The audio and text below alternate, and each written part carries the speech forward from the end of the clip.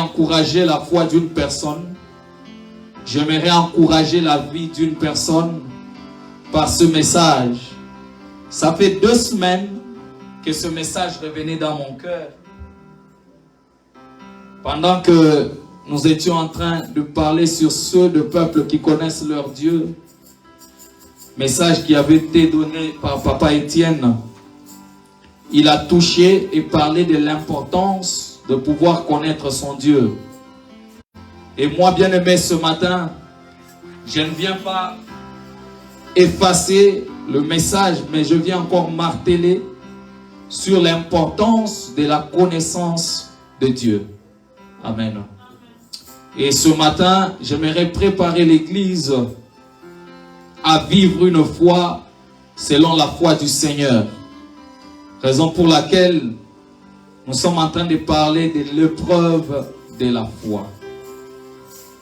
L'épreuve de la foi. Nous sommes dans le livre de Genèse, chapitre 22, le verset 1 à 8.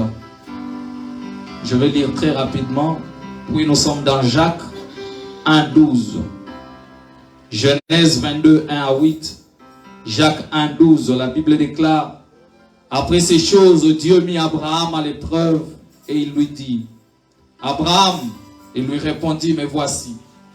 Dieu dit: prends ton fils, ton unique, celui que tu aimes, Isaac, va-t'en au pays de Morija, et là offre-le en holocauste sur l'une des montagnes que je te dirai. Abraham se leva de bon matin, sella son âne, et prit avec lui 2 serviteurs et Isaac son fils avec lui. Il fendit du bois pour l'holocauste et partit pour aller au lieu que l'Éternel lui avait indiqué. Le 3e jour, Abraham leva les yeux, vit le lieu de loin, et Abraham dit à ses serviteurs: restez ici avec l'âne, moi et le jeune homme irons jusque-là pour l'adorer, et nous reviendrons après auprès de vous.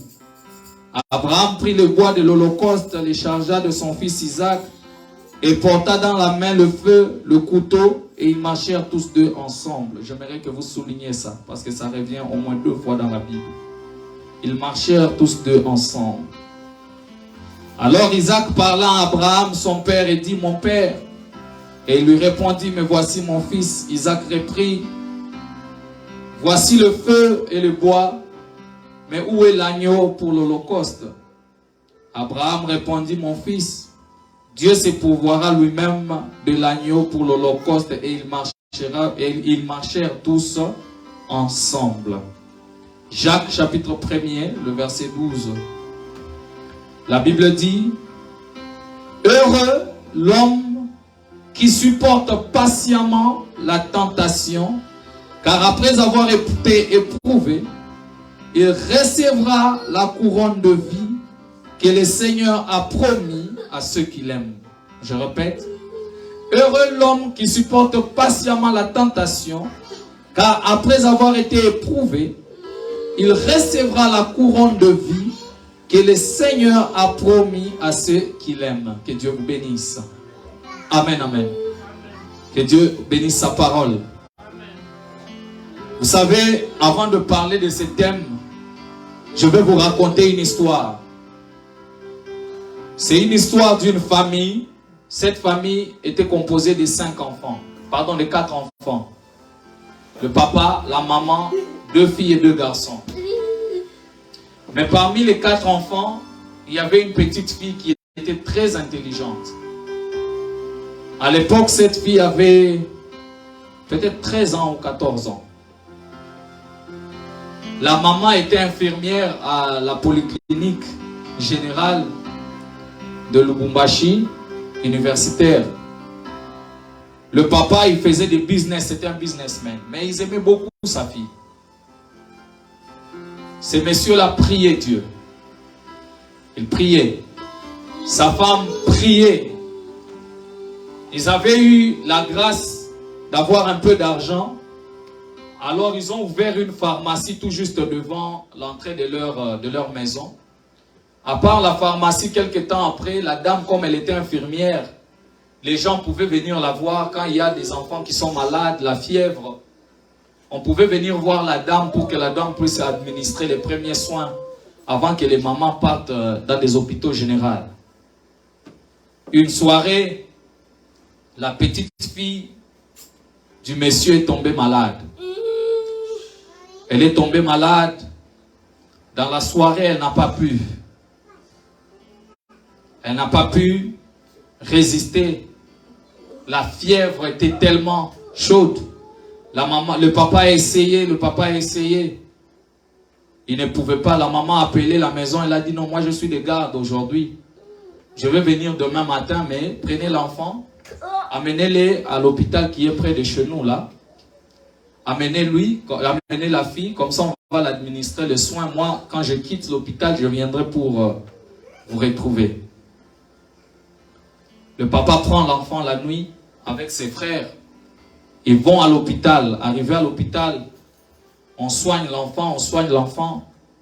Le lendemain matin, pendant que la maman quittait la clinique pour aller rejoindre sa fille à l'hôpital après la nuit qu'elle avait passée de garde, elle voit dans la cour ses enfants en train de l'accueillir, en train de pleurer.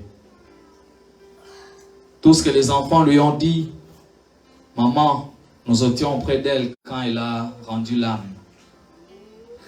Ta fille est décédée. La maman a regardé, elle ne pouvait rien faire. Elle s'est jetée par terre, elle a commencé à se rouler. Seigneur, pourquoi tu as fait des choses pareilles?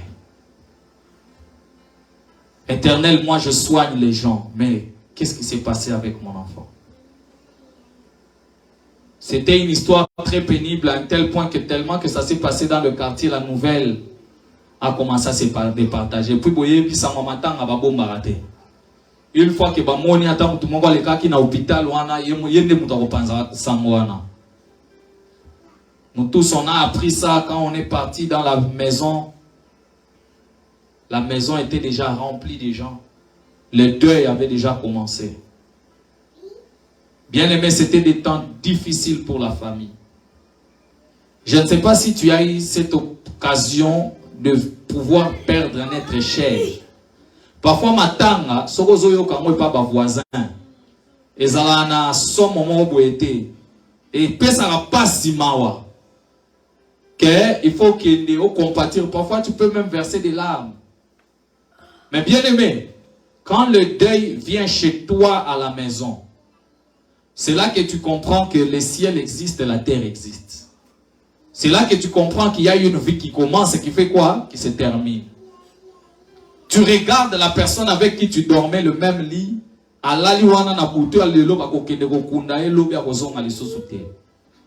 Tu réalises que réellement la mort existe. Amen. La maman est inconsolable. Servante de Dieu, mais inconsolable. Que vous puissiez dire l'Éternel a pris, a donné, l'Éternel a repris.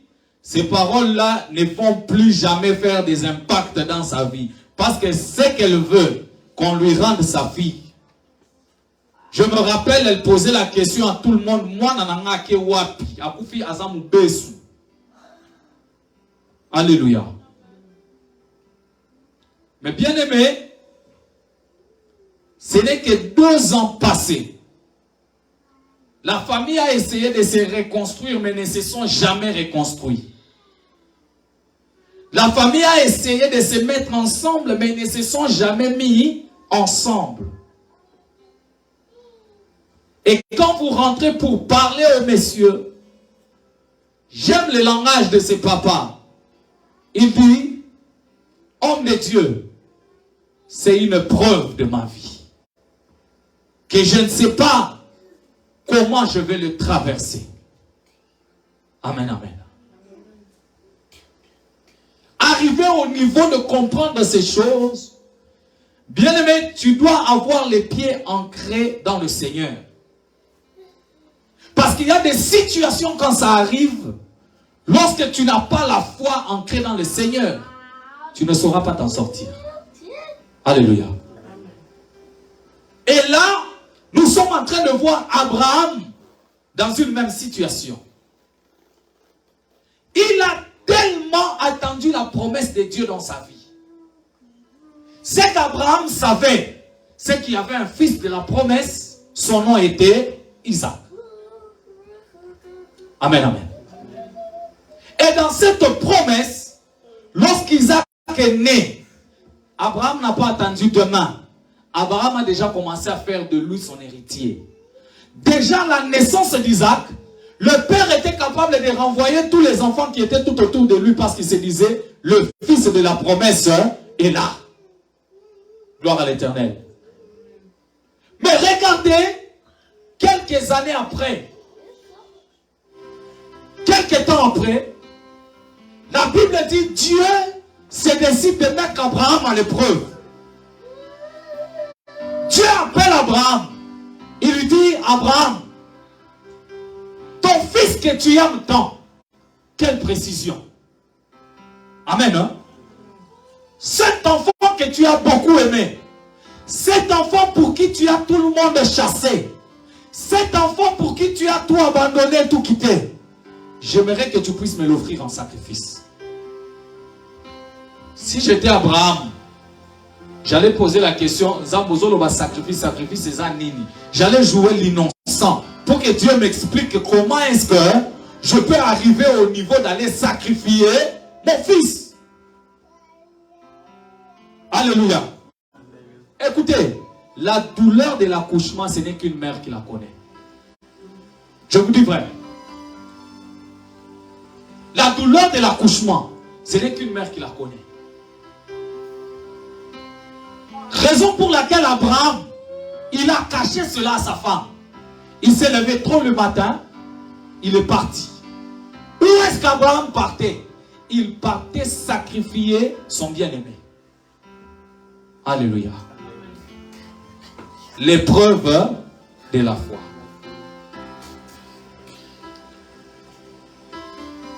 On a défini l'épreuve comme étant un moyen que Dieu utilise pour juger la valeur d'une foi, d'un homme, d'une alliance et parfois d'une œuvre. Amen. Hein? L'épreuve de la foi, c'est un moyen par lequel l'Éternel utilise pour juger la valeur de ta foi, pour juger une personne, pour juger une alliance ou pour juger un travail ou une œuvre dans la vie d'une personne. Amen.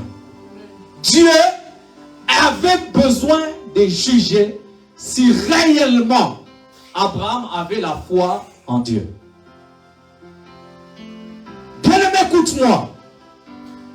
Parfois, l'épreuve va se présenter dans ta vie comme une résistance pour seulement juger ta loyauté. Pour seulement juger ta résistance. Pour seulement juger tes qualités. Pour juger ta fidélité. Pour juger ton endurance dans le Seigneur. Alléluia. Et si tu n'as pas la foi, laisse-moi te dire que lorsque l'épreuve viendra, tu risques de perdre la foi. Quand Abraham a reçu l'épreuve dans sa vie, il s'est mis calme. Écoutez ce que Jacques est en train de dire. Jacques dit, heureux l'homme qui supporte patiemment des tentations, car après avoir été éprouvé, il recevra la couronne de la vie que le Seigneur a promise à ceux qui l'aiment. Amen. Hein? Amen. Lorsque tu verras une tentation arriver, lorsque tu verras l'épreuve arriver, sache que c'est un moyen par lequel l'Éternel est en train de mettre pour juger ta foi. La question que je te pose ce matin, as-tu la foi ancrée dans le Seigneur? Fais-tu confiance à Dieu? Parce qu'il y a des moments, nous avons fait tellement confiance à ce bien que ce sont ces mêmes biens-là que l'Éternel est en train de nous les demander en sacrifice.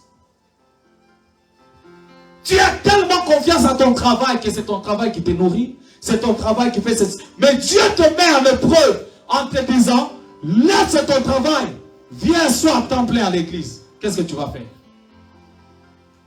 Tu regardes la famille, tu regardes les enfants, tu regardes les charges. Tu te dis, Seigneur, je ne saurais pas être à temps plein.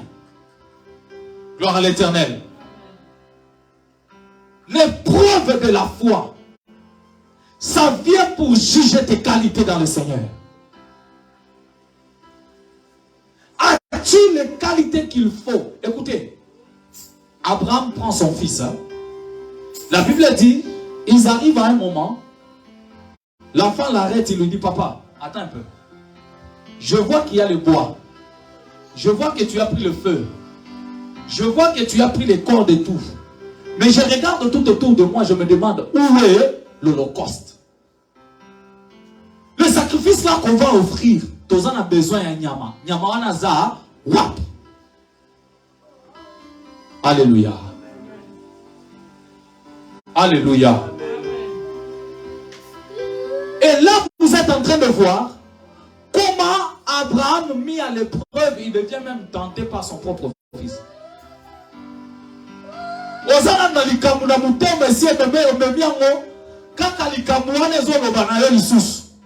Papa,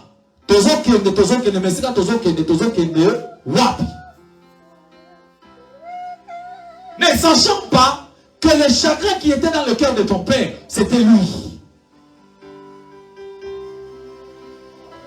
Il y a des moments que la même épreuve te parlera. Et puis tu sais bien aimé, j'aimerais ouvrir une parenthèse pour te dire une chose. L'ennemi ne va pas venir te tenter dans l'épreuve, loin de la face de Dieu. Non, non. Il attendra que tu sois prêt. Amen, amen. Et puis, le diable n'a jamais changé de stratégie, vous savez ça.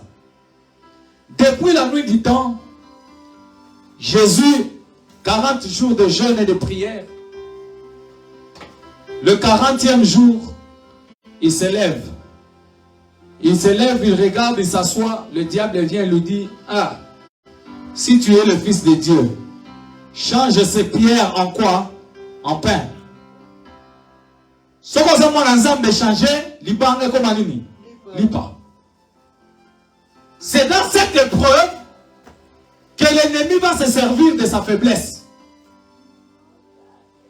Aujourd'hui, nous perdons la foi parce que l'ennemi se sert de nos faiblesses pour nous éloigner de la face de Dieu. Amen, amen. L'ennemi se sert de nos faiblesses pour nous éloigner de la face de Dieu. L'ennemi connaît que tu as vécu dans la souffrance, ta famille a vécu dans la souffrance. La seule chose que Dieu t'a donnée, c'est le voyage. Que tu sois quelque part où tu vas te faire de l'argent. Qu'est-ce que l'ennemi va faire? Il va se servir de ta faiblesse. Il prend, il te donne un travail. Pas Dieu. L'ennemi. Parfois c'est Dieu qui te donne le travail. Mais dans ce travail, l'ennemi te dit non, non. Tu dois travailler très durement pour gagner ton pain. Et tu te retrouves dans la même faiblesse. L'Éternel, le diable se sert de toi. Tu deviens maintenant un esclave de ta famille. Nasala kaka. Nasala, tu oublies même Dieu. La même stratégie. Si tu es fils de Dieu, monte. Jette sur toi du haut de ça, de cette montagne, je te donnerai ces richesses. Si tu es fils de Dieu, abandonne quand même l'église. Va travailler, gagne de l'argent et moi je te rendrai riche. Amen, amen. Alléluia.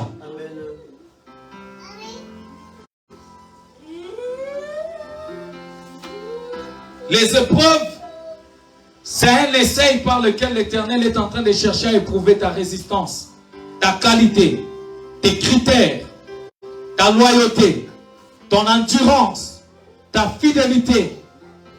Et il a pour but de ressortir le héros qui est caché en toi et le caractère de fidélité enfoui dans ta vie. Amen. Les épreuves ont pour but de ressortir le héros qui est caché en toi. Amen. C'est après l'épreuve qu'on saura dire que réellement j'ai combattu un bon combat et je suis en sorti vainqueur. Écoutez ce que Pierre est en train de dire. 1 Pierre chapitre 1, le verset 1er, le verset 6 à 9. J'aime beaucoup cette lecture. 1 Pierre 1, 6 à 9. La Bible dit, cela, c'est qui fait votre joie. Quoique maintenant qu'il faut que vous soyez attristés pour un peu de temps par des diverses épreuves. Vous suivez?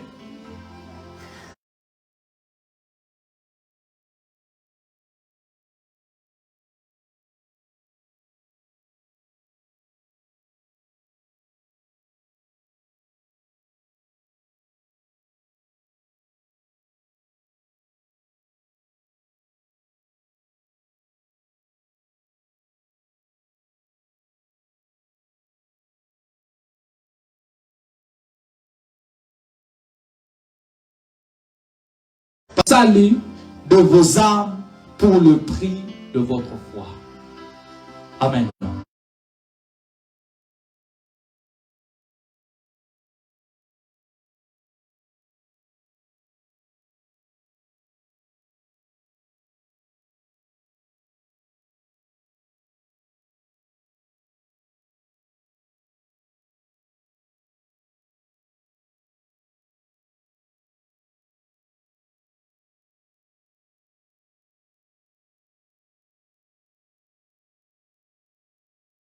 Présentés sous différentes formes.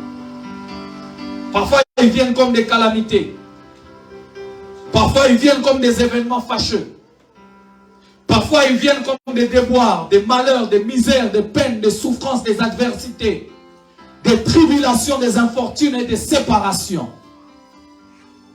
Mais toutes ces épreuves ont pour but de ressortir les héros en fuyant. Alléluia. Alléluia. Es-tu capable d'être éprouvé par Dieu? Parce que la Bible dit, il faudrait que votre foi plus précieuse que l'or puisse passer par le feu. Par le feu. Je vous donne un exemple. Vous voyez maman Marina, elle, on peut regarder quand même. Vous voyez son cou là. Elle a une chaîne en or, n'est-ce pas? Vous voyez sa chaînette là? Si vous voulez la vendre, estimez la valeur. Maman, ils ont bataille à rose ou bien ils ont un or. Estimez un peu la valeur. Estimez n'importe quelle valeur. Donnez-moi un prix. 2000 $. Prenons 2000 $. N'est-ce pas? Prenons 2000 $. On estime que la valeur de l'or, c'est 2000, n'est-ce pas? Si vous prenez les 2000 $, vous allez avec chez un bijoutier. Vous savez ce que le bijoutier va faire? Le bijoutier va prendre et vous donne 2000 $. Parce que c'est la valeur de cet or-là, n'est-ce pas? Il va vous donner 2000 $. Parfois, Coca-Cola paie sur 1800 $. Mais bien aimé, qu'est-ce qui va se passer? Après que le bijoutier ait retiré cet or-là, il va mener ça dans son laboratoire. À cause or, à commissaire Molissousou, maï. À l'ami à Molissousou, n'est-ce pas? Quand le même or, il ne va pas ajouter un autre carat dessus. Le même or, n'est-ce pas? À l'ambia soukoli, peut-être il va seulement changer la forme. Peut-être Zalaki Chenette, il y a ça qui gourmet. N'est-ce pas? Ou Zalaki Chenette, Abimisango, le bon qu'on montre. Mais quand il va revendre ça, au lieu de revendre ça 2000 $, il va revendre ça combien? 2500, 3000. Vous savez pourquoi? Merci maman. Parce que l'or a été encore travaillé dans le feu. Amen. Hein? Automatiquement, l'or travaillé dans le feu perd sa forme originale. Mais l'or ne perd pas sa valeur. Par contre, elle gagne encore une autre valeur. L'exemple de l'or que je viens de vous donner, c'est ça l'exemple de la foi qui est dans les épreuves. Tu peux avoir une foi dans une épreuve. Cette foi, sa valeur, c'est le salut. Mais jusque-là, ta foi n'a pas encore la valeur de la vie éternelle. Amen, amen. Pour que tu puisses gagner la vie éternelle, il faut que tu puisses être éprouvé par le feu. Et le feu par lequel tu vas traverser, c'est ce qu'on appelle les épreuves. Alléluia. En réalité, quand tu vas traverser le feu, tu ne garderas pas la même attitude. Tu ne seras plus la même personne. Ta forme, bien aimé, va changer. Les gens vont te regarder. Peut-être qu'ils peuvent se moquer de toi. Mais bien aimé, ce que les autres ignorent, c'est qu'en perdant ta forme, tu as gagné une chose devant Dieu. C'est la valeur. Est-ce qu'on peut acclamer le roi des rois? Une foi qui traverse le feu, c'est une foi qui perd sa forme, mais qui double sa valeur. Alléluia. C'est pourquoi l'apôtre Pierre est en train de dire, vous avez une foi plus précieuse que l'or, mais cette foi doit traverser le feu. Mon frère, ma soeur, crois-moi que la rouille dont il est question dans ta vie ne sortira que lorsque tu traverseras le feu. Même le Fils de l'homme, avant de s'asseoir à la droite du Père, il devait traverser par le feu. Il devait traverser par le feu. Je vous ai dit que cette famille était une famille unie et soudée. Ce n'était pas le diable. L'enfant est parti. Et puis vous savez, cette histoire, quand je la regarde et je la remets dans la Bible, même de son vivant sur la terre, le Seigneur ne pouvait pas accepter ça. La Bible dit, il voit une veuve qui apporte la mort, qui était son fils unique. Amen. Hein? Et cette veuve, on parle de la veuve de Naïm. Cette veuve n'avait que son seul fils. Quand Jésus a vu cela, Jésus a dit non, non, non, non, non, non, non. Cette chose ne peut pas se faire. Vous savez, dans la vie, c'est naturel pour un enfant, pour des enfants, d'enterrer leurs parents. Tel que maman Marlène est là, c'est la seule personne qui pense que Lobi Josué Kokotaï. Vrai ou faux? Yeah. Mais dans sa tête, jamais quand il a qu'on m'attend à Moutou n'a que Lobi n'a pas jamais. Parce que bien aimé, ça c'est contre nature. Ça c'est contre nature. Mais je vais vous étonner pour vous dire, les épreuves est rien de plus que tout ce qui est de contre nature. C'est pourquoi quand tu n'as pas une foi solide, tu risques de perdre ta foi lorsque tu traverses le feu. Amen. C'est naturel que les enfants enterrent les parents. Mais c'est contre nature auquel au tiki moana. Oso mola la nap. Pongi okozwa. Okozwa pongi te. Tu ne veux pas dormir. Ça, bien aimé, c'était l'épreuve d'Abraham. Ça, c'était l'épreuve d'Abraham. Abraham dit, Isaac, viens, nous allons partir. Mais il savait que là où je vais laisser mon fils, je ne le trouverai pas. C'est pourquoi la Bible dit, il lui fit imputer à justice. Amen. Hein? Parfois, dans les épreuves, quand tu marches avec Dieu, tu es appelé à faire des sacrifices. Amen. Des sacrifices qui font mal. Mais c'est pour la gloire de Dieu. Ce matin, j'aimerais que quelqu'un puisse se glorifier des épreuves qu'il reçoit. Que quelqu'un puisse être joyeux de ce que les épreuves arrivent dans sa vie. Parce que Christ a dit, vous serez haïs à cause de mon nom. Amen, amen. Qu'aucune fois quand tu vois l'épreuve, que ça soit un sujet pour t'éloigner de Dieu. Non. L'épreuve n'a pas le but de te tuer. L'épreuve n'a pas le but de te sacrifier. L'épreuve n'a pas le but de te détruire. L'épreuve n'est pas une tentation. Mais l'épreuve, bien aimé, c'est un moyen par lequel Dieu veut ressortir le héros enfoui en toi. Amen, amen. En réalité, quand tu regardes, tu vas comprendre qu'il y a un héros en toi. Mais il faudrait que cet héros-là puisse se rencontrer avec Dieu. Gloire à Jésus. Je me rappelle de Gédéon. Gédéon, il n'avait jamais combattu. Gédéon, même dans le quartier, là, dans son quartier, jamais la Bible va dire ça, quartier. Jamais. Jamais. Gédéon, on nous a même pas dit qu'il s'est querellé avec sa famille. Jamais.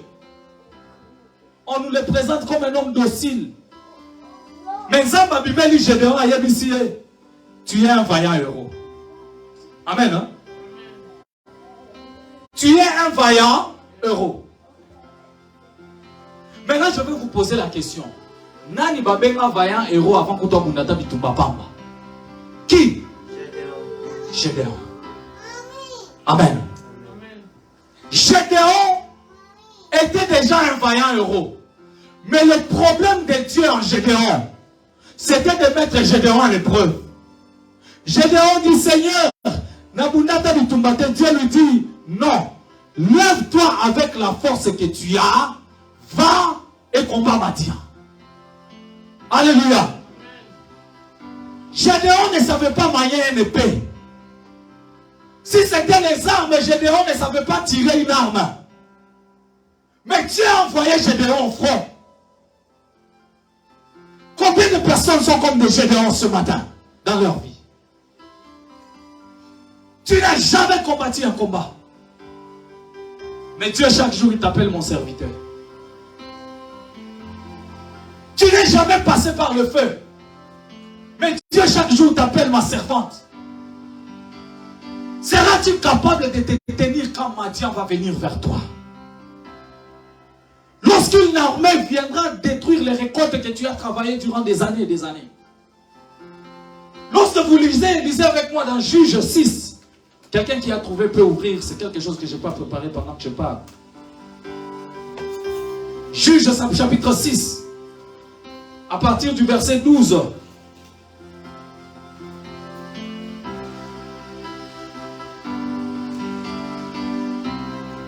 Non, on peut commencer à partir du verset 1er, puis on va sauter à 11. Écoutez. La Bible dit, les enfants d'Israël firent ce qui déplirent à l'Éternel. Et l'Éternel les livra entre les mains des Madians. Vous suivez ça? Pendant 7 ans, suivez bien la lecture. Pendant 7 ans, la main des Madians furent très puissante contre Israël. Pour échapper à Madian, les enfants d'Israël se retiraient dans des ravins, dans des montagnes, dans des cavernes et sur des rochers fortifiés. Quand Israël s'aimait, Madian venait avec Amalek et le fils de l'Orient et il marchait contre lui. Il campait en face de lui, détruisant toutes les productions du pays jusque vers Gaza. Et ne laissait en rien à l'Israël ni vivre, ni brebis, ni bœufs, ni âne. Vous suivez ça? Vous savez quelle est la souffrance qu'Israël était en train de vivre avec les Madianites? Lorsque vous allez au verset 11, la Bible dit, puis vint l'ange de l'Éternel et il s'assit sous le térébinthe d'Ophra qui appartenait à Joas de la famille d'Éliézer, de Piézer, pardon. Gédéon, son fils, battait du froment au pressoir pour le mettre à l'abri de Madian. L'ange de l'Éternel lui apparut et lui dit, l'Éternel est avec toi, vaillant héros. Gédéon lui dit, ah mon Seigneur, si l'Éternel est avec nous, pourquoi toutes ces choses nous arrivent-elles comme ceci? Amen, amen. Pendant que j'ai lu ça, il y a une chanson qui vient dans ma tête, c'est la chanson de ce frère qui a chanté le dialogue avec un incrédule. Il dit, l'incrédule me pose la question, il me dit, mais si ton Dieu existe vraiment, pourquoi tous ces malheurs? Pourquoi ces tremblements de terre que nous entendons, ces tsunamis, ces guerres, des famines? Pourquoi? Ça, c'est l'épreuve de la foi. Ça, c'est l'épreuve de la foi. C'est en regardant en ces choses que tu vas comprendre que l'Éternel éprouve ta foi parce qu'il veut un euro qui va mener la libération quelque part. Si Gédéon n'était pas éprouvé, Israël devait continuer toujours à souffrir avec Madian. Israël devait continuer toujours à se lamenter avec Madian. La Bible déclare, les Madianites pouvaient s'aimer le lendemain. Tout était détruit. Tout était détruit. Combien d'années l'ennemi a déjà détruit ta production? Combien d'années le diable te remet toujours dans la même histoire, over and over? Combien d'années l'ennemi est toujours en train de détruire? Mais Dieu regarde. On t'appelle à la prière, tu ne viens pas prier. On t'appelle dans des jeûnes, tu ne veux pas jeûner. On t'appelle à l'église, tu ne veux pas prier. Le seul moyen que Dieu trouve, c'est quoi? Te mettre à l'épreuve. Et tu es un enfant de Dieu ce matin. Vis dans les épreuves. Réjouis-toi des épreuves. Parce que derrière les épreuves, il y a la couronne de vie que l'Éternel est en train de te réserver. L'apôtre Paul est en train de dire, même quand je cours, je ne cours pas comme tout le monde au stade. Je cours parce que je sais qu'à la fin, il y a une couronne que je dois remporter.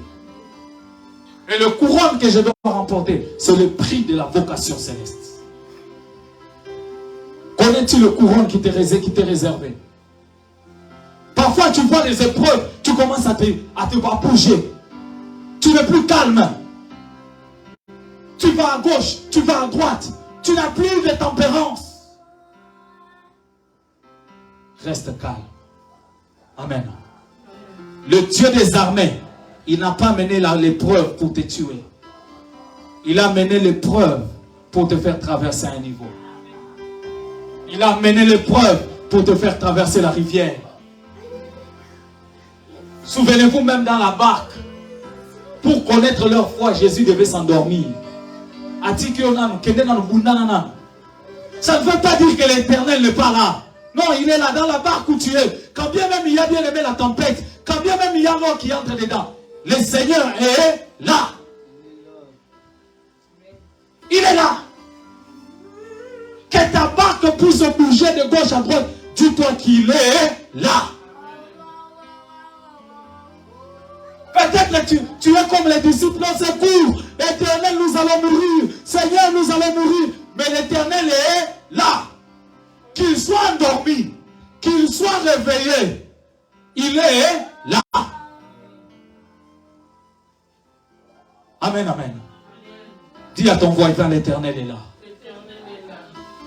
L'Éternel est là. Dans tes épreuves, l'Éternel est là.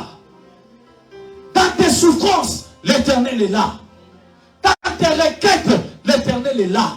Dans tes maladies, l'Éternel est là. Dans tes problèmes, l'Éternel est là. Il est la solution à toutes choses. Ce que tu dois faire, tu dois traverser les épreuves et avoir le courage de réveiller l'Éternel. Alléluia. Réveille-le pendant qu'il dort. Les disciples ne pouvaient pas. Ils ont essayé, ils se sont dit, ah, allez, vas-y, il en boîte. Mais tellement qu'ils ont fait, ils ont refait, ils n'ont pas vu la solution, ils ont trouvé, non, on doit réveiller le Messie. On doit réveiller le Messie. Alléluia. Réveille l'Éternel là où il est. Réveille le Messie là où il est. Réveille le roi de rois là où il est. Réveille El Shaddai là où il est. Abraham a si réveillé l'Éternel. Il a dit à son fils, allons seulement. Mais à la montagne de l'Éternel, lui-même il va pouvoir l'holocauste. Alléluia. Peut-être qu'aujourd'hui c'est ton cas. Tu as le feu. Tu as le bois, mais tu n'as pas de sacrifice. Tu n'as pas de sacrifice. Je veux te dire comme c'était le cas de Pierre devant le lunatique. Il a dit, je n'ai ni argent, je n'ai ni or, je n'ai ni diamant, je n'ai ni bijoux. Mais ce que j'ai, je te le donne. C'est le nom de Jésus. Alléluia. Est-ce que tu peux prendre le nom de Jésus-Christ ce matin? Il est l'Holocauste qui a été sacrifié à la croix de Golgotha pour que tu vives aujourd'hui une vie heureuse. Il est celui qui est parti à la croix. La Bible déclare, il s'est immolé pour que nous tous nous soyons bien aimés des hommes rachetés.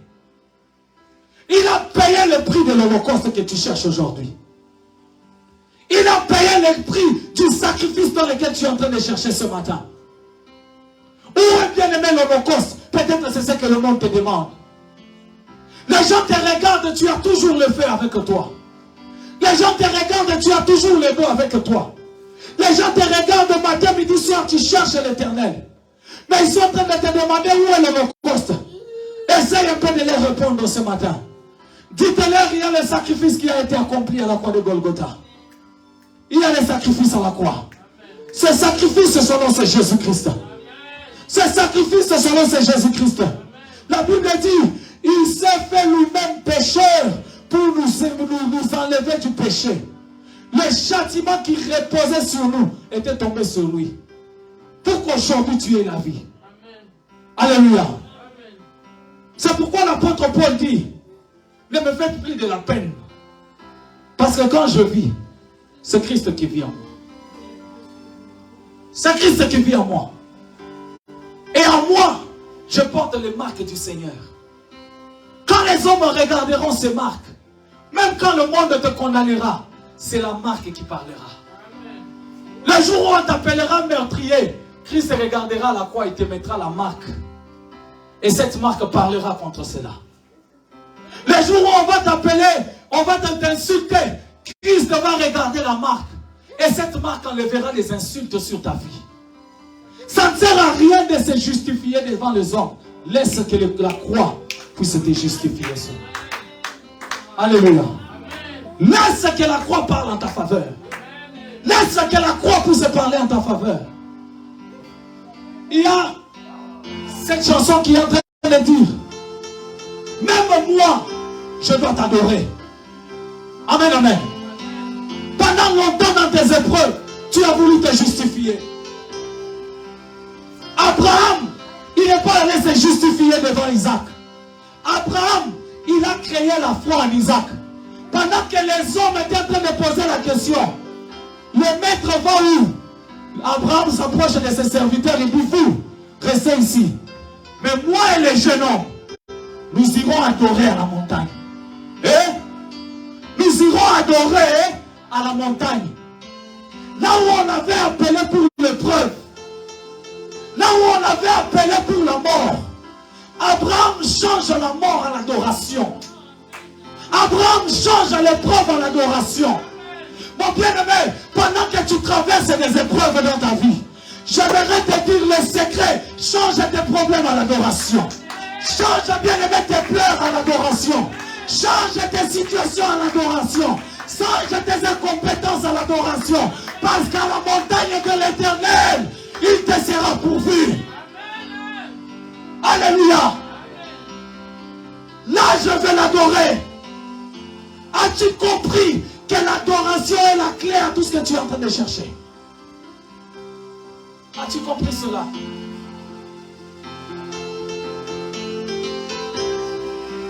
Alléluia. Hier, j'ai reçu une parole qui m'a fortifié. Quelqu'un m'a dit, papa, ne quitte pas la présence de Dieu.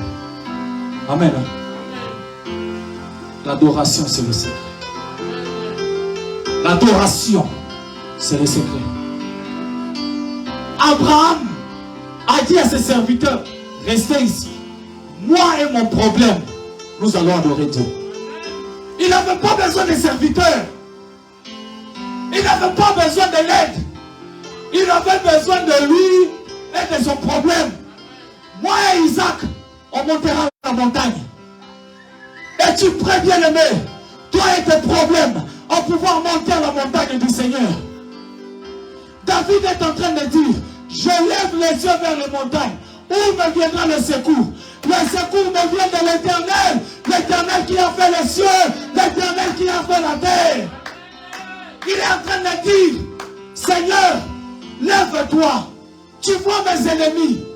Combien qui disent à mon sujet plus de salut pour toi, Dieu? Mais c'est toi qui es ma gloire. C'est toi qui relève ma tête. Que l'Éternel relève ta tête ce matin. Je dis que l'Éternel relève ta tête ce matin. Je dis que l'Éternel relève ta tête ce matin. Là où l'ennemi a pensé qu'il t'a détruit, que tu sois élevé au nom de Jésus. Là où l'ennemi a pensé qu'il t'a détruit, que tu sois élevé au nom de Jésus. Parce qu'à la montagne de l'Éternel, à la montagne de Dieu, il te sera pourvu. Alléluia. Il te sera pourvu. As-tu compris que toi aussi tu dois adorer le roi des rois? Oui.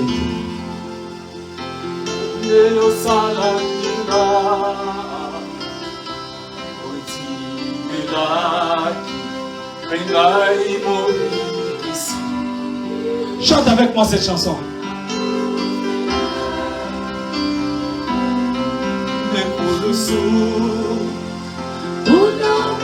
Oh yes.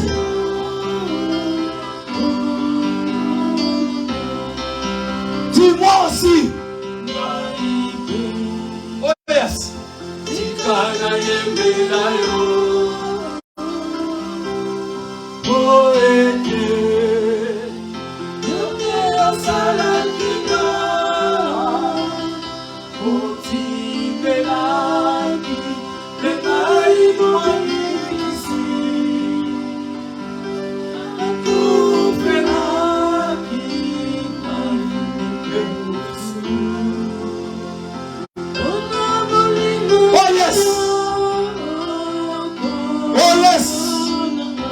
Chante encore une fois avec moi, chante encore bien aimé. Alléluia.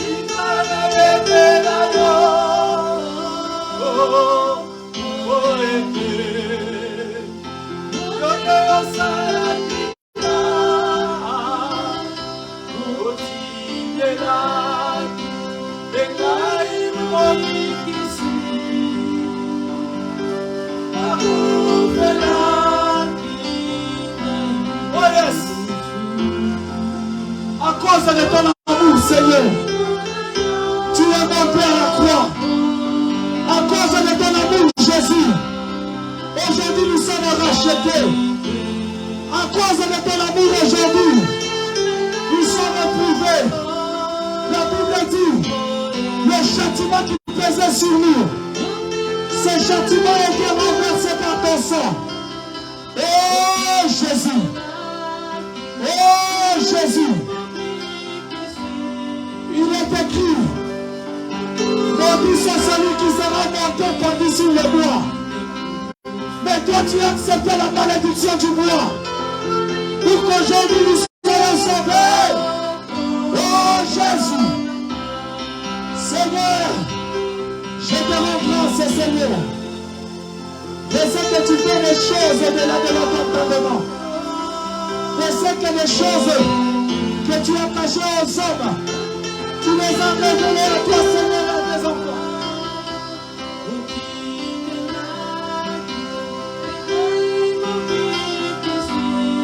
Jésus, Jésus, Jésus.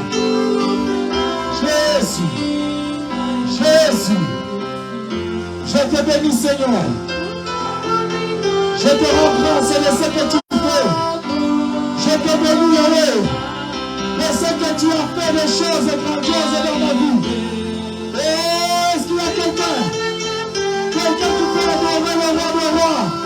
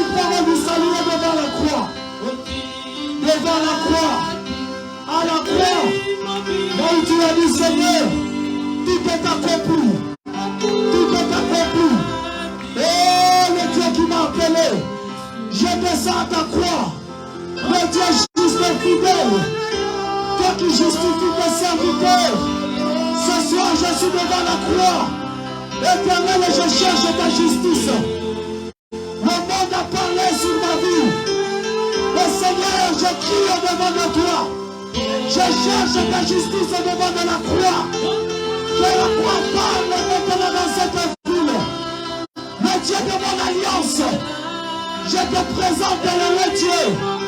Ton église est devant de la croix. Oh, que la croix parle.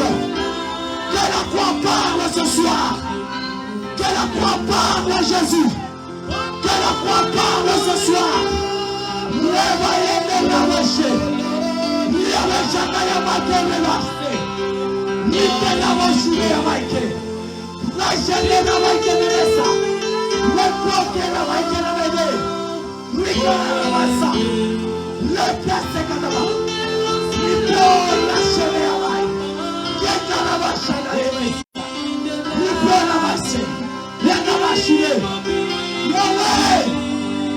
Parle maintenant, Seigneur.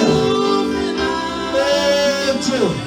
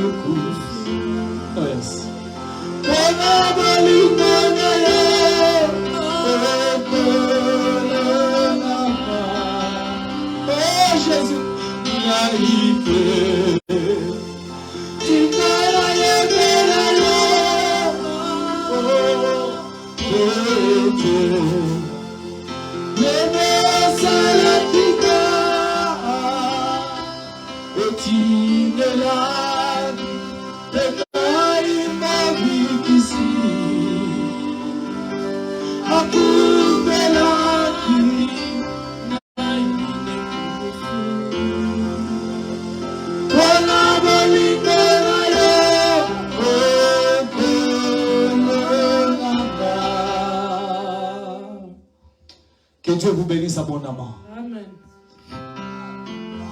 Que Dieu bénisse sa parole. Est-ce qu'on peut acclamer pour le roi, le Seigneur des Seigneurs?